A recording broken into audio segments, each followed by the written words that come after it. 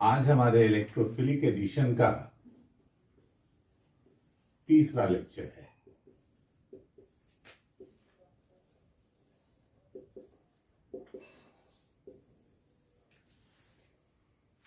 पिछले क्लास में हम लोग हाइड्रोहैलोजिनेशन की बात कर रहे थे। कार्बन कार्बन डबल बॉन्ड पर हाइड्रोहैलोजिनेशन की बात कर रहे थे। हाइड्रोहैलोजिनेशन एल्कीन में एल्कीन के स्ट्रक्चर पर और HX बॉन्ड के स्ट्रेंथ पर भी डिपेंड करता है। अगर हम कंसंट्रेटेड HCl यूज करें या HBr यूज करें या HI यूज करें, जहां ये सारे के सारे एसिड स्ट्रॉन्ग एसिड हैं और एक्वस मीडियम में इनके आयोनाइजेशन को 100% माना जाता है। तो अगर कंसंट्रेटेड HCl, HBr, HI को यूज करें, मीडियम एक्वस हो, तो वैसे सिचुएशन में इलेक्ट्रोफिलिक एडिशन हाइड्रोजन हैलाइड का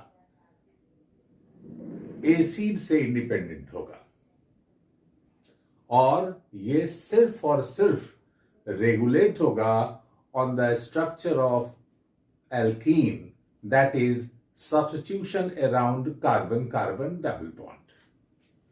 ऐसा देखा जाता है एल्कीन का डबल बॉन्ड जितना लेस सब्स्टिट्यूटेड होगा उतना ही इस रिएक्शन में एल्कीन की रिएक्टिविटी कम होगी। एल्कीन पर सब्स्टिट्यूशन बढ़ेगा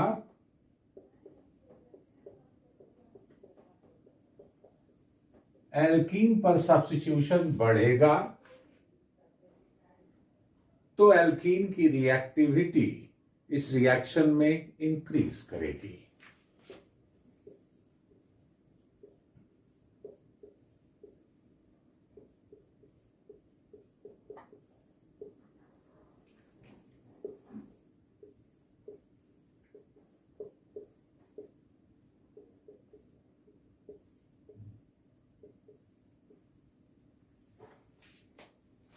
हम रिलेटिव रिएक्टिविटी को जोड़ सकते हैं दो फैक्टर से। पहला फैक्टर इंटरमीडिएट कार्बोकैटायन स्टेबिलिटी और दूसरा factor inductive effect of alkyl residue. हम इंडक्टिव इफेक्ट को कंसीडर करें तो कार्बन कार्बन डबल बॉन्ड के लिए alkyl group electron pushing group है। जब ये इलेक्ट्रॉन पुशिंग ग्रुप है तो निश्चित तौर पर यह अपना इलेक्ट्रॉन पुश करके कार्बन कार्बन डबल बॉन्ड के कार्बन्स को ज्यादा इलेक्ट्रॉन रिच बना रहा है और जब ज्यादा इलेक्ट्रॉन रिच बना रहा है तो डबल बॉन्ड के round nucleophilicity, electron density increase कर रही है और जब न्यूक्लियोफिलिसिटी इंक्रीज करेगी तो निश्चित तौर पर इलेक्ट्रोफाइल को इनवाइट करने की टेंडेंसी इंक्रीज करेगी। ये एक फैक्टर हुआ। दूसरा फैक्टर हम कंसीडर कर सकते हैं जब कार्बन कार्बन डबल बॉन्ड पर इलेक्ट्रोफाइल अप्रोच करेगा, पाई कॉम्प्लेक्स के थ्रू ट्रांजिशन स्टेट में आएगा, तो ट्रांजिशन स्टेट के कार्बन में कार्बोकैटायन कैरेक्टर होगा। जितना कार्बोकैटायन स्टेबिलिटी ज्यादा होगी उतना ही ट्रांजिशन स्टेट में कन्वर्शन एल्कीन का फास्टर होगा और तब जो ट्रांजिशन स्टेट है वो स्टेबल कार्बोकैटायन इंटरमीडिएट में कन्वर्ट होगा। जितना ज्यादा स्टेबिलिटी कार्बोकैटायन की होगी उतना ही रेट ऑफ कन्वर्शन ज्यादा होगा, इलेक्ट्रोफिलिक एडिशन फास्टर होगा, कंपाउंड की रिएक्टिविटी ज्यादा होगी। फॉर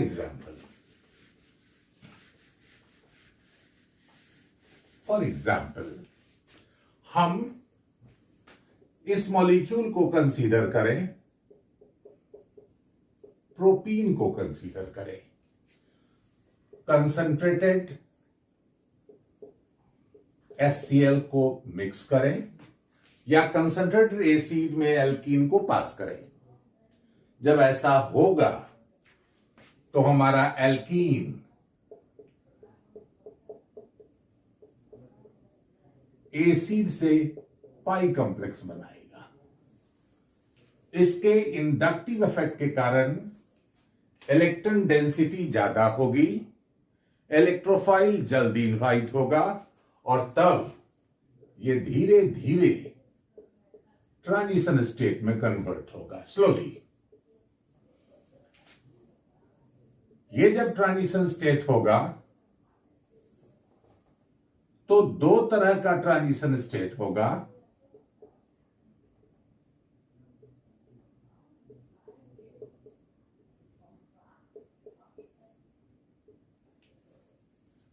प्लस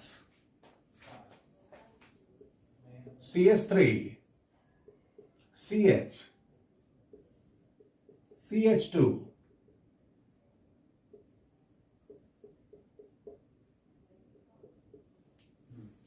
इसको आप बोले TS1 और इसको बोले आप TS2। और चूंकि ट्रांजिशन स्टेट में ये ट्रांजिशन स्टेट ज्यादा स्टेबल कार्बोकैटायन बना सकता है, इसीलिए इसका कन्वर्शन फास्टर होगा और ये मोर स्टेबल कार्बोकैटायन में जल्दी कन्वर्ट होगा। और जब ये मोर स्टेबल कार्बोकैटायन में जल्दी कन्वर्ट होगा तो इस कार्बन पर न्यूक्लियोफाइल का अप्रोच फास्टर होगा और हमारा एल्कीन कन्वर्ट होगा हैलोजन डेरिवेटिव में। और इस एडिशन को हम मार्कोवनिकोव्स एडिशन बोलते हैं। यानी कॉन्क एसिड अगर हम कंसीडर करें तो मॉलिक्यूल की रिएक्टिविटी, अगर कॉन्क HCl, कॉन्क HBr और HI हो, because they are very strong acid, तो उस समय हमारे इलेक्ट्रोफिलिक एडिशन में रिएक्टिविटी एल्कीन के स्ट्रक्चर पर अल्कीन के कार्बन कार्बन डबल बॉन्ड के अराउंड अल्काइल सब्स्टिट्यूशन से रिलेटेड होगी। जितना अल्काइल सब्स्टिट्यूशन ज्यादा होगा उतना ही हमारा डबल बॉन्ड इलेक्ट्रॉन रिच होगा, न्यूक्लियोफिलिसिटी ज्यादा होगी और इलेक्ट्रोफाइल जल्दी इनवाइट करेगा और फिर कार्बोकैटायन में, स्टेबल कार्बोकैटायन में जल्दी कन्वर्ट होगा, कंपाउंड की रिएक्टिविटी ज्यादा होगी।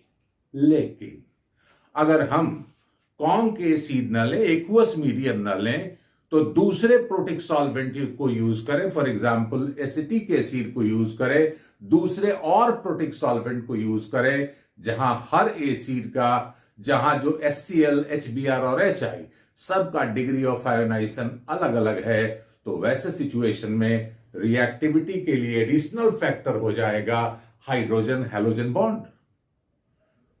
और तब इस केस में रिएक्टिविटी, अगर हम HX को एसिटिक एसिड में यूज करें, ACOH में यूज करें, तो वैसे सिचुएशन में HCl का आयोनाइजेशन स्लोअर होगा, HBr का आयोनाइजेशन हाइयर होगा और HI का आयोनाइजेशन सबसे ज्यादा होगा और सबसे कम आयोनाइजेशन होगा HF का। और तब इसी फॉर्म में रिएक्टिविटी इंक्रीज करेगी, रिएक्टिविटी इंक्रीज करेगी, इंक्रीजेस।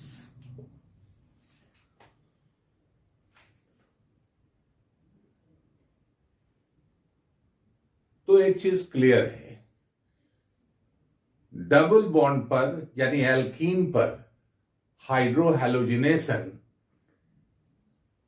में रिएक्टिविटी दो चीज से हम काउंट कर सकते हैं, दो फैक्टर को कंसीडर कर सकते हैं। अगर मीडियम एक्वस हो तो रिएक्टिविटी को हम कोरिलेट कर सकते हैं डबल बॉन्ड के अराउंड अल्काइल सब्स्टिट्यूशन से, और अगर हमारा मीडियम नॉन एक्वस हो तो एडिशनल रिएक्टिविटी फैक्टर को कंसीडर करना होगा, हाइड्रोजन हैलोजन बॉन्ड के स्ट्रेंथ को भी कंसीडर करना होगा।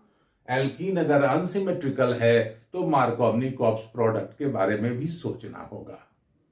तो ये हो गया सिंपल हाइड्रोहैलोजिनेशन। अब हमारा दूसरा इलेक्ट्रोफिलिक एडिशन होगा एसिड हाइड्रेशन। एसिड हाइड्रेशन किसी भी एल्कीन का अगर किया जाए, हाइड्रेशन का मतलब एडिशन ऑफ वाटर, और एसिड के प्रेजेंस में अगर ऐसा किया जाए तो एल्कीन कन्वर्ट होगा एल्कोहल में। एल्कीन का एसिड हाइड्रेशन दो तरीके से किया जाता है। ज्यादातर केस में एल्कीन को पहले कंसंट्रेटेड सल्फ्यूरिक एसिड के साथ मिक्स किया जाता है। एल्कीन कॉन्क एसिड में एब्सॉर्ब हो जाएंगे और ये कन्वर्ट हो जाएगा सल्फ्यूरिक ईस्टर में, जिसको आप अल्काइल हाइड्रोजन सल्फेट भी बोलते हैं। अल्काइल हाइड्रोजन सल्फेट भी बोलते हैं। और इस अल्काइल हाइड्रोजन सल्फेट का हाइड्रोलिसिस करने पर हमको मिलता है एल्कोहल। और इस रूट से एल्कोहल का यील्ड मैक्सिमम होता है। यह पहला तरीका है। दूसरा तरीका है एल्कीन्स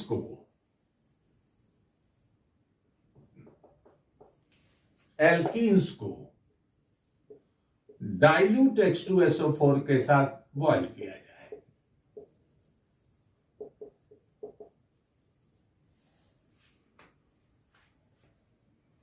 डाइल्यूट H2SO4 में हाइड्रोजन आयन का कंसंट्रेशन कम है, तो इलेक्ट्रोफिलिक एडिशन में कम से कम एल्कीन इन्वॉल्व होंगे और तब एल्कोहल का यील्ड पुअर होगा।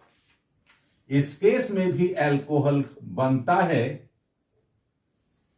लेकिन एल्कोहल का यील्ड पुअर होता है। इस रिएक्शन को हम समझें, अगर हम इस रिएक्शन को समझें तो किसी एक एल्कीन को पहले कंसीडर करें।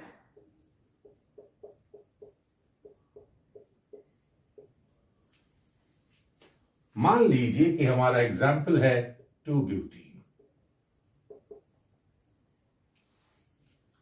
जैसे ही हम इसको कंसंट्रेटेड सल्फ्यूरिक एसिड के साथ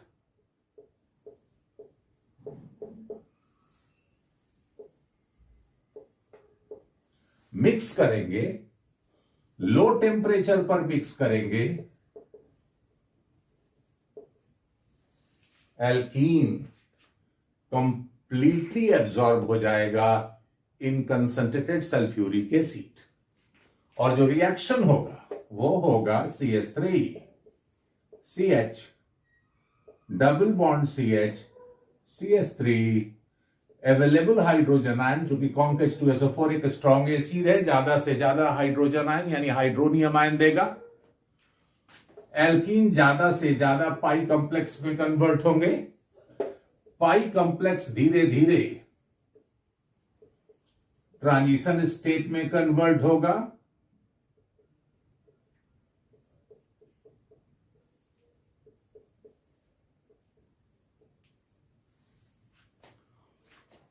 यह रिएक्शन का स्लोएस्ट स्टेप होगा और फिर ये अपनी एनर्जी का लोअरिंग कुछ करेंगे with the formation of carbocation intermediate R1 rate से, जो पहले से फास्टर होगा, ये कार्बोकेटाइन इंटरमीडिएट देगा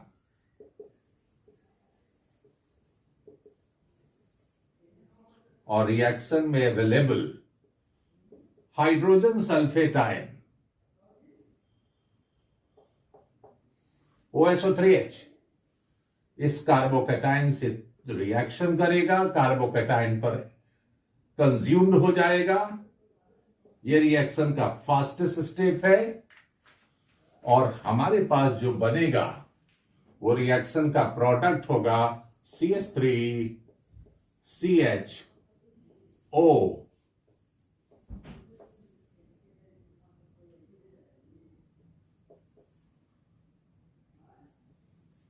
SO3H, इसको बोलते हैं sulphuric Easter.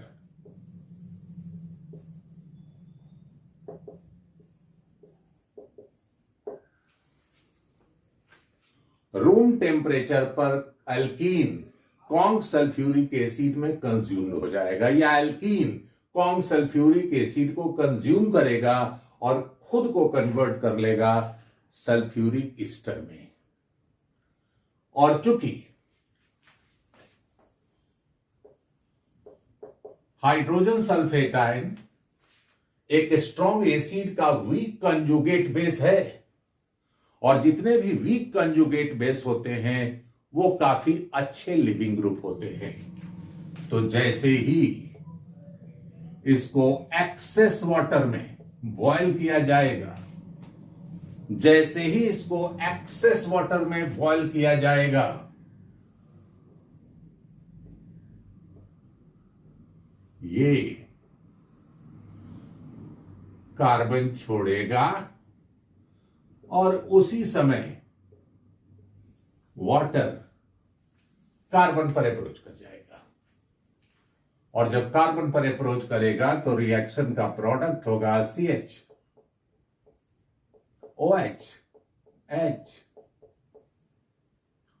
This is CH2CH3, और फिर ये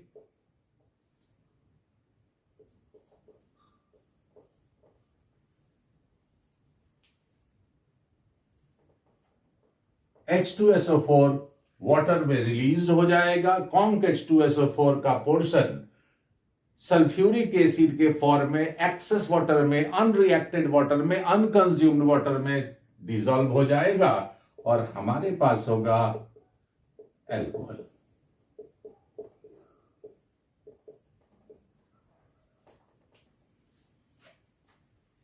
एसिड हाइड्रेशन का ये बेस्ट रूट है, जहां एल्कीन का एल्कोहल का एल्कीन से एल्कोहल का यील्ड मैक्सिमम होता है। ये रिएक्शन डाइल्यूट H2SO4 में भी दिखाया जाता है, लेकिन डाइल्यूट एसिड में 20% H2SO4,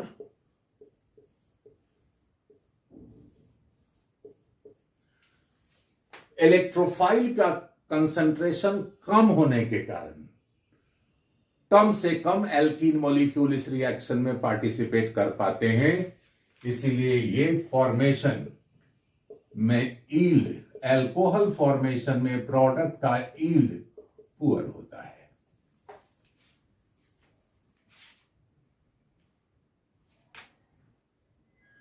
एसिड हाइड्रेशन एल्कीन में कराएं तो फिर रिएक्टिविटी एल्कीन के स्ट्रक्चर से रिलेटेड है। जो फैक्टर हाइड्रोहैलोजनेशन के लिए रेस्पॉन्सिबल है, वही फैक्टर एसिड हाइड्रेशन के लिए भी रेस्पॉन्सिबल है। फॉर एग्जाम्पल हम इस मॉलिक्यूल को कंसीडर करें,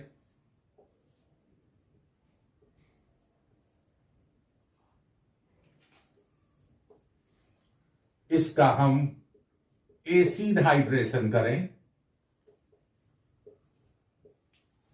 तो हमारे रिएक्शन का प्रोडक्ट होगा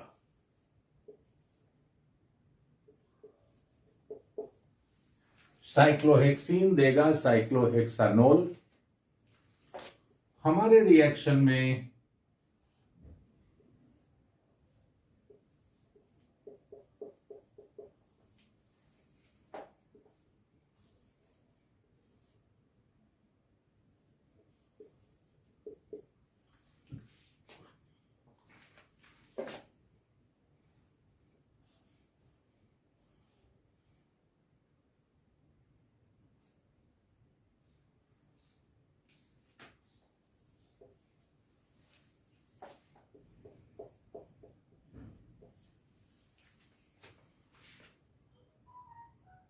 अगर डबल बॉन्डेड कार्बन ब्रांच नहीं है लेकिन नेबरिंग कार्बन ब्रांच है तो अल्काइल या हाइड्राइड शिफ्ट होगा, रीअरेंजमेंट होगा, और रीअरेंजमेंट के कारण एक से ज्यादा प्रोडक्ट पॉसिबल है।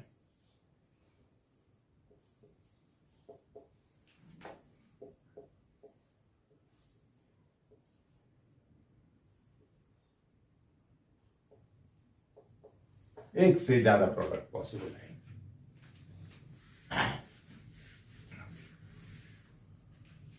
Double bonded carbon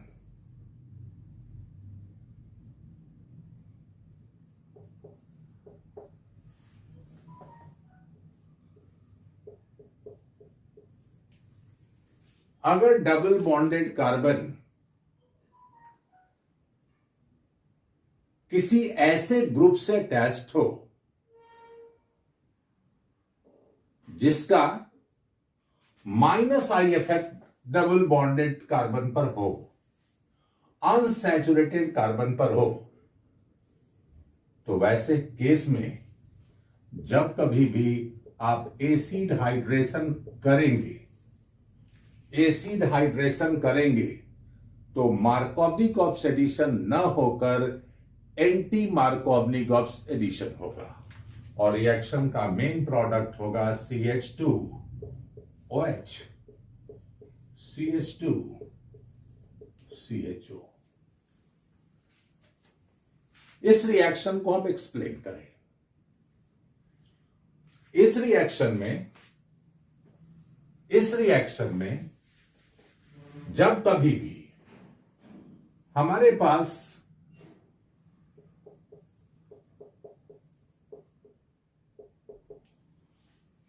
electrophile double bond पर अप्रोच करेगा तो रिएक्शन का पॉसिबल ट्रांजिशन स्टेट होगा CH2 plus delta CH CHO 1 degree plus CH2 CH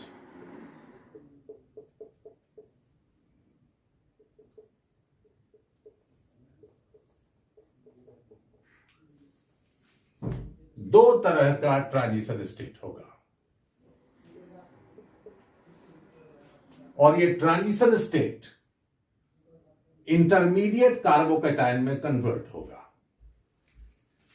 चूंकि ये carbon minus I effect operating है तो 2 डिग्री कार्बन पर माइनस आई इफेक्ट डालेगा जिससे कार्बोकैटायन की स्टेबिलिटी घटेगी और डिस्टेंस होने के कारण माइनस आई इफेक्ट का इफेक्ट इस लोअर डिग्री के कार्बोकैटायन पर कम है, इसलिए स्टेबिलिटी में कोई खास फर्क नहीं होगा।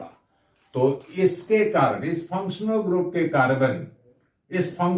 के कारण इस कार्बोकैटायन की स्टेबिलिटी इससे ज्यादा होगी, इसलिए फॉर्मेशन जिस कार्बोकैटायन का फास्टर होगा वो होगा ये, और तब यही रिएक्शन में तेजी से पार्टिसिपेट करेगा।